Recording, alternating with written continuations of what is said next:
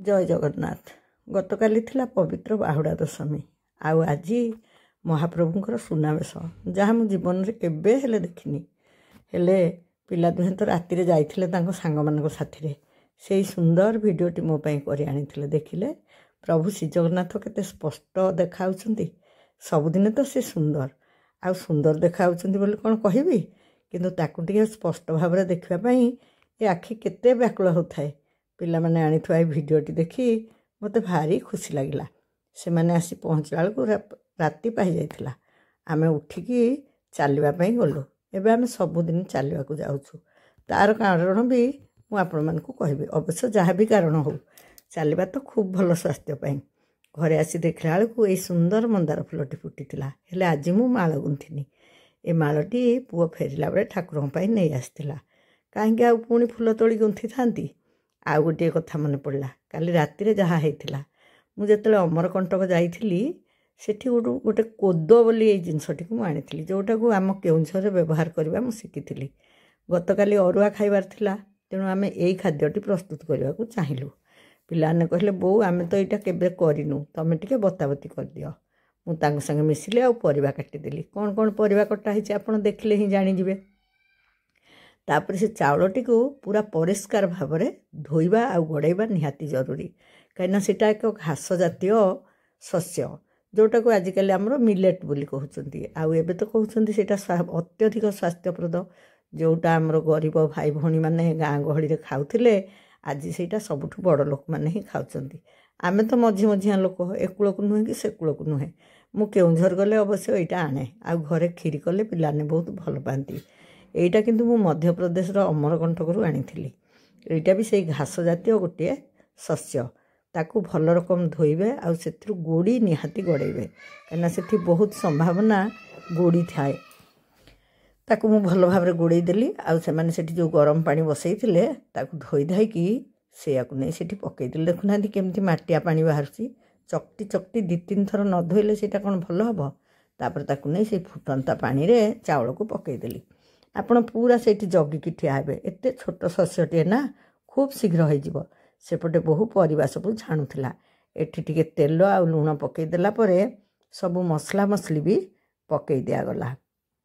जहाँ आमर बिरयानी मसला पड़े आपण मैंने भी समस्ते जानी थे।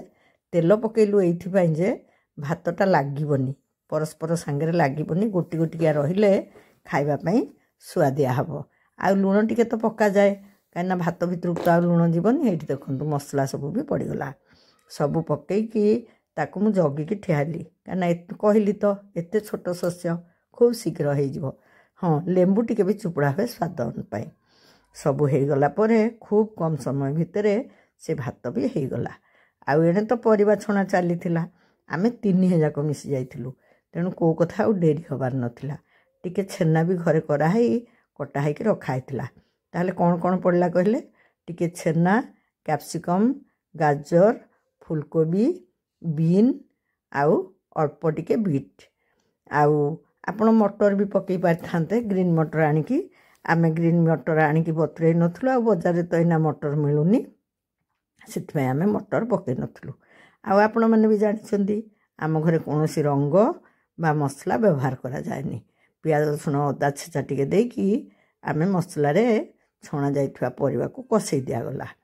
से कसई दे सारला परे पुणी कौन होउची देखंतु एणे से भात हाँ कसैला बेले भी से लुण पकेबे एटा साधारण कथा। हल्दी पकेबे आ परिवा गुड़ा कौन सेमती कसैबे कि कई टमाटो भी पकाती किंतु आमे टमाटो पकेलुनी एइथिपाई जे आमे तो भात रे टिके लेंबू पकईचु ना आउ पुणी टमाटो एठी काई पकेबू।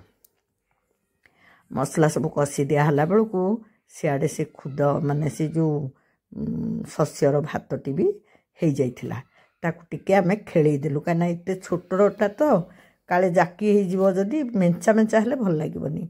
एटा सब बेले झुरझुरिया हेले भल लागे उपमा टाइप्र से आमे खेलई देथिलु। आ परिवा तो ये देखुंत कौ कौ परिवा भी तो कहीदेली आपको सब कसई दिगला। कसई दिगला ताकू प्रेसर रे दम देदेवे। आम घर को आगे टिके प्रथम प्रेसर रे बोली दिगला कहीं आम तो अरुआरे करूँ यहाँ गतकाली करूँ। यहाँ देखो से शस्यर जो भातटा प्रस्तुत होता यहाँ से भात ତାକୁ ଏମିତି ଖେଳେଇ ଖେଳିକା ପରସ୍ତ ପରସ୍ତ କରିକି ଯେମିତି ଆପଣ ଚିକେନ୍ ବିରିୟାନୀ କରନ୍ତୁ କି ପରିବାରେ କରନ୍ତୁ, ଫ୍ରାଏ ରାଇସ୍ କହିପାରିବେ ବା ସାଦା ବିରିୟାନୀ କହିପାରିବେ, ଯାହା ବି କୁହନ୍ତୁ, ଏମିତି ପରସ୍ତ ପରସ୍ତ କରିକି ତାକୁ ସବୁ ଦେଇଦେବେ। ଗୋଟେ ପରସ୍ତ ପରିବା କଷା ଆଉ ଗୋଟେ ପରସ୍ତ ସେଇ ଯେଉଁ ଭାତ, ତାକୁ ଦେଇକି ପ୍ରେସର୍ ଦେଇଦେବେ। କିନ୍ତୁ ଉପରେ ବି ଟିକେ ପାଣି ଛିଞ୍ଚିବେ ଆଉ ଟିକେ ଘିଅ ଉପରେ ମଡ଼େଇ ଦେବେ, ନହେଲେ କାଳେ ତଳ ଲାଗିଯିବ। ହେଲେ ତାକୁ ବହୁତ ସମୟ ବସେଇବେନି, ସବୁ ତ ସିଝି ଯାଇଛି। ଏଇଗୁଡ଼ାକ ଏମିତି ମେଞ୍ଚା ମେଞ୍ଚା ହେଇଯାଇଥିଲା। ଆମର ଡର ଥିଲା କାଳେ ପୁଚପୁଚିଆ ହେଇଯିବ, କିନ୍ତୁ ନା, ଦେଖିବେ ଆପଣ ପୁରା ଗୋଟି ଗୋଟିକିଆ ଆଉ ଖୁବ୍ ସୁନ୍ଦର ହେଇଥିଲା। ପିଲାମାନେ ବି ଖାଇବାକୁ ବହୁତ ଭଲ ପାଇଲେ। ହେଲେ ଆପଣ ସମ୍ପୂର୍ଣ୍ଣ ହୁଇସିଲ୍ ଦେବା ଯାଏ ଅପେକ୍ଷା କରିବେ ନାହିଁ।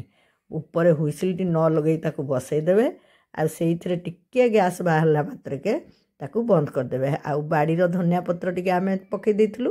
ଆପଣ ଯଦି ବାଡ଼ିରୁ ନ ପାଇବେ ବି ଟିକେ କିଣି ଆଣିବେ, କାହିଁକିନା କୌଣସି ମସଲା ମସଲି ନ ପକାଇ ଟିକେ ଧନିଆ ପତ୍ର ବି ନ ପକାଇଲେ ତା'ର ବାସ୍ନାଟା ଏତେ ଭଲ ହେବନି। ଆଉ କହିଥିଲି ତ ସବା ଉପରେ ଆମେ ଟିକେ ଘର ଗୁଆ ଘିଅ ପକାଇ ଦେଉ। ତାପରେ ରେଡ଼ି ହେଇଗଲା। ହଁ, ଆମେ ଏଥର ଟିକେ ଅଲଗା ପଦ୍ଧତି ଆପଣେଇଲୁ। ଯେହେତୁ ଶସ୍ୟଟା ବହୁତ ଛୋଟ, ଆମେ କ'ଣ କଲୁ, ଗୋଟେ ତାୱାକୁ ଗରମ କରିଦେଇକି ତା ଉପରେ ଗ୍ୟାସ୍ ମାନେ ପ୍ରେସରଟାକୁ ବସେଇଦେଲୁ। ଆଉ ତଳେ ବି ଗ୍ୟାସ୍ ଜଳୁଥିଲା। ସେଇ ତାତିରେ ସେଇଟା ଟିକେ ସୁଁ ସୁଁ ହେଲା ତ ଆମେ ଖୋଲିଦେଲୁ। ଆଉ ଖୋଲିଦେଲା ପରେ ସମସ୍ତେ ତ ଅପେକ୍ଷା କରିଥିଲୁ ଏ ନୂଆ ଜିନିଷଟି ଖାଇବାକୁ କେମିତି ଲାଗିବ। ପିଲାମାନଙ୍କର ଖାଇବା ବେଳ ହେଇନଥିଲା, ସେମାନେ ଆଗ ମୋତେ ବାଢ଼ିଦେଲେ।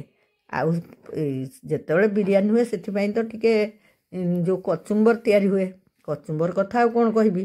ଦହି ଦେହରେ ତ କାକୁଡ଼ି, ପିଆଜ, କଞ୍ଚା ଲଙ୍କା ଯାହା ଆପଣଙ୍କୁ ଭଲ ଲାଗେ ତାକୁ ପକାଇବେ। ମୋତେ ପିଲାମାନେ ଖାଇବାକୁ ବାଢ଼ିଦେଲେ। ମୁଁ କହିଲି ହଉ ଠିକ୍ ଅଛି, ଦେଖିବା କେମିତି ଲାଗୁଛି। ମୁଁ ତାକୁ ଖାଇଲି, ଖୁବ୍ ସ୍ୱାଦିଷ୍ଟ ହେଇଥିଲା। ମୁଁ ଖାଇସାରିଲା ପରେ କହିଲି, ଆରେ ବାପାଙ୍କୁ ଡାକିକି ଦିଅ ମ, ଭଲ ହେଇଛି। କାଳେ ଭଲ ହେଇନଥିବ ବୋଲି ଆମେ ଆଗେ ତାଙ୍କୁ କିଛି ଦେଉନି। ଥରେ ଯଦି ତାଙ୍କ ମନ ବିଗିଡ଼ିଯିବ ନା, ସେ ମୋଟେ ଆଉ ସେ ଜିନିଷ ଖାଇବେନି। ତେଣୁ ଆଗ ମୁଁ ଖାଇକି ଚାଖିଲି, ମୋତେ ଭଲ ଲାଗିବାରୁ ସେ ପୁଣି ତାଙ୍କୁ ଡକା ହେଲା। ଆଉ ସିଏ ବି ଖାଇଲେ।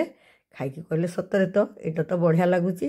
ଆକୁ ମାସରେ ଅନ୍ତତଃ ଗୋଟିଏ ଥର କର, ଗୋଟେ ଭିନ୍ନ ସ୍ୱାଦ ବି ଆଉ ସ୍ୱାସ୍ଥ୍ୟପ୍ରଦ ବି। ତେଣୁ ଆମ ଘରେ ଏଥର ଠିକ୍ ହେଲା, ଆମେ ମାସକୁ ଥରେ ଏଇ ମିଲେଟ୍ର କରିବୁ। ମୋର ମନେ ପଡ଼ୁଥିଲା, ମୁଁ ଏପର୍ଯ୍ୟନ୍ତ କେବେ ହେଲେ ବାହୁଡ଼ା ଯାତ୍ରା ଦେଖିନି। ଗତ ବର୍ଷ କିନ୍ତୁ ମୁଁ ରଥଯାତ୍ରାକୁ ଯାଇଥିଲି, ଆଉ ଏ ବର୍ଷ ବି ଯାଇଥିଲି। ମୁଁ ଯେବେ ବି ରଥଯାତ୍ରାକୁ ଯାଏ ପିଲାଙ୍କ ଭଳି ବହୁତ ମଜା ନିଏ, ବହୁତ ଫଟୋ ଉଠାଏ। ମୋତେ ଇଚ୍ଛା ହୁଏ ମୁଁ ଏମିତି ଏଇ ଯାତ୍ରାରେ ବୁଲୁଥାନ୍ତି କି ଛୋଟ ପିଲାଟିଏ ଭଳି।